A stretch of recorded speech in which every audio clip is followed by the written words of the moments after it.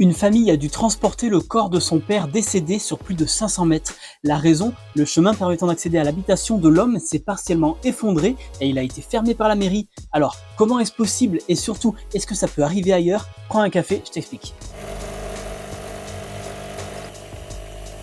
La fille de cet homme, Chloé, décrit une situation indigne. Mais que s'est-il passé?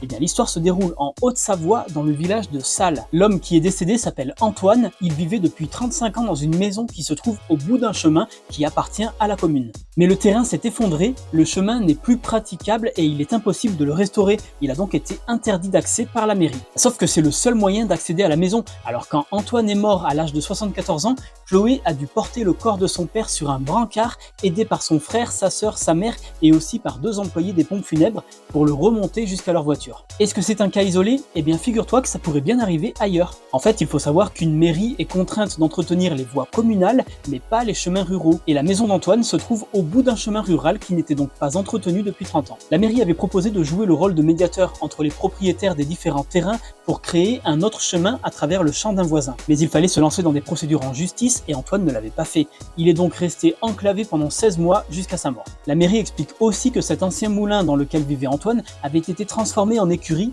mais il n'a jamais été déclaré en habitation. Personne n'était donc censé y vivre. D'ailleurs, le logement n'est pas raccordé à l'eau potable, il se situe même en zone inondable d'après la mairie. Et une extension a été réalisée dans les années 2000, mais sans permis de construire. Le propriétaire avait été condamné, mais il n'a jamais payé les indemnités. Mais malgré ça, le maire assure qu'il a toujours voulu traiter ce dossier avec humanité et que la mairie n'a pas fauté. Mais Chloé reproche à la mairie d'avoir laissé vivre son père sans chemin alors qu'il était malade.